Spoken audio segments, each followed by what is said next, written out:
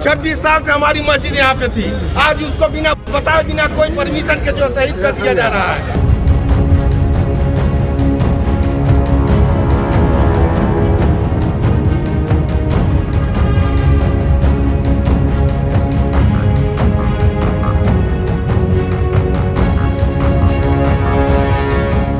कुशीनगर में स्थित मदनी मस्जिद का विवाद थमने का नाम नहीं ले रहा है। कोई अतिक्रमण हटाने का काम कर रहा है तो कोई इसे मुद्दा बनाकर राजनीति करने की कोशिश कर रहा है, उसके जरिए सरकार को घेरने की कोशिश कर रहा है। दरअसल बीते दिन हिंदूवादी नेता राम बच्चन सिंह ने सीएम योगी से शिकायत की थी कि उनका कहना था कि ये मस्जिद सरकारी जमीन पर बनी है। बाबा ने जब इसकी पड़ताल कराई तो मस्जिद के लोगों के पास कुछ नहीं मिला।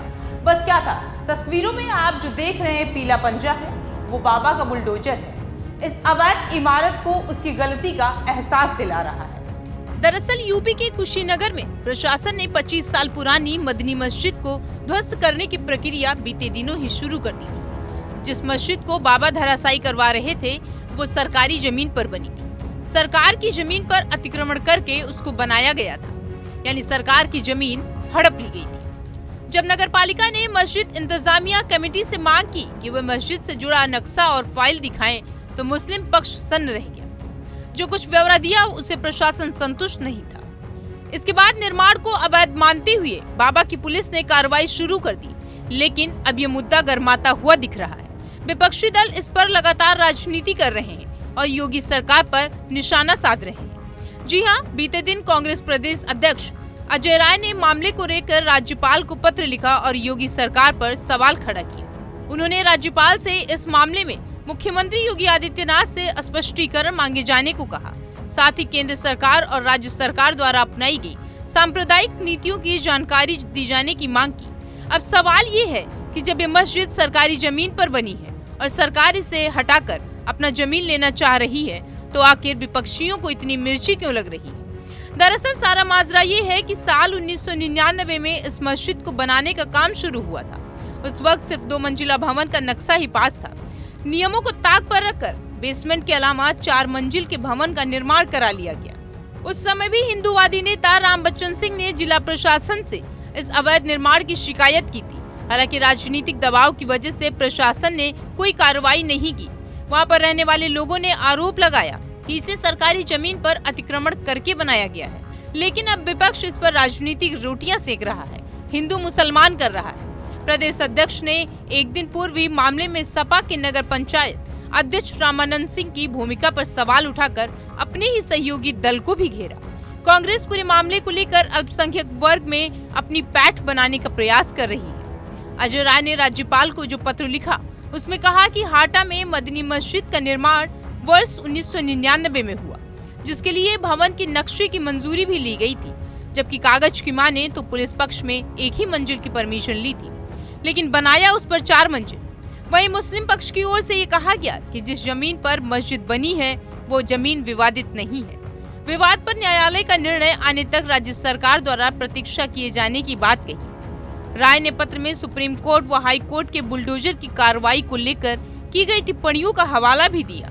अजय राय की तरफ से ये कहा गया कि पूजा स्थलों के अस्तित्व को मिटाया जा रहा है। साथ ही अजय राय ने सपा को भी नहीं बख्शा, उसको भी घेरा और कहा कि मुख्यमंत्री योगी आदित्यनाथ के इशारे पर प्रदेश में आपसी वैमनस्यता फैलाई जा रही है। सरकार पर आरोप लगाते हुए अजय राय ने कहा कि पहले बहराइच, फिर पश्चिमी उत्तर प्रदेश में संभल और उसके बाद पूर्वांचल में कुशीनगर के हाटा स्थित मस्जिद पर बुलडोजर चलाने का काम उसी मंशा को पूर्ण करने के लिए किया जा रहा है। इसके साथ सरकार पर भी आरोप भी लगाया कि रविवार के दिन बुलडोजर चलाया गया था। ये बहुत ही दुर्भाग्यपूर्ण है और ये पवित्र स्थान को तोड़ा है योगी सरकार ने और बिना बात का तोड़ा गया है। केवल अपनी नाकामियों को छिपाने के लिए, अपने कमियों को छिपाने के लिए जो ये पूरी सरकार फेल है उत्तर प्रदेश में, ये जानबूझकर इस तरह की हरकतें कर रही है कि कैसे भी माहौल में तनाव पैदा हो,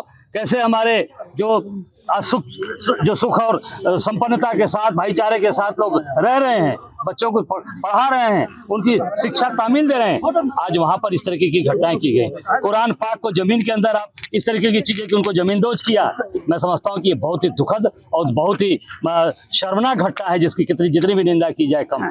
रविवार का ही दिन था जब संभल में दोबारा सर्वे के दौरान हिंसा भड़की थी, और यहाँ रविवार का ही दिन था जब मस्जिद को ढहाने का काम शुरू हुआ था कुशीनगर में भी। उधर मस्जिद को ढहाने के बाद बीते दिन पहले जुमेरात थी। जुमे की नमाज को लेकर पूरे जिले की पुलिस अलर्ट मोड पर थी। हाटा कस्बे में सभी चौक चौराहों और मध्य मस्जिद के आसपास पुलिस चप्पे चप्पे पर तैनात थी। शहर के अलावा गांव के मस्जिद के आसपास भी पुलिस की नजर बनी हुई थी। वजह ये कि अभी ज्यादा दिन नहीं हुआ, संभल में क्या हुआ था ये हम सबने देखा।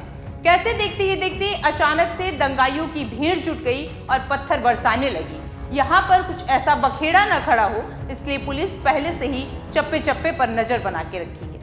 हाटा कस्बे के मदनी मस्जिद के कुछ हिस्से पर निर्माण नक्शा से बढ़कर सरकारी जमीन पर हुआ था। नगर पालिका परिषद हाटा की ओर से नोटिस देने के बाद अतिक्रमण नहीं हटा तो 9 फरवरी को प्रशासन ने बुलडोजर से मस्जिद के अवैध हिस्से वाले निर्माण को ध्वस्त कर दिया। इसके बाद राजनीतिक सरगर्मी के साथ मस्जिद पक्षकारों में आक्रोश बढ़ गया। इस कार्रवाई को मस्जिद पक्षकारों के अलावा मौके पर पहुंचे राजनीतिक दलों के नेताओं ने गलत बताया। बृहस्पतिवार को शबे बारात थी और शुक्रवार को जुमे की नमाज पढ़ी गई। मध्य मस्जिद में भी नमाज अदा किया गया। एसपी संतोष कुमार मिश्रा ने सभी थानाध्यक्षों को सतर्क करने के निर्देश दिए।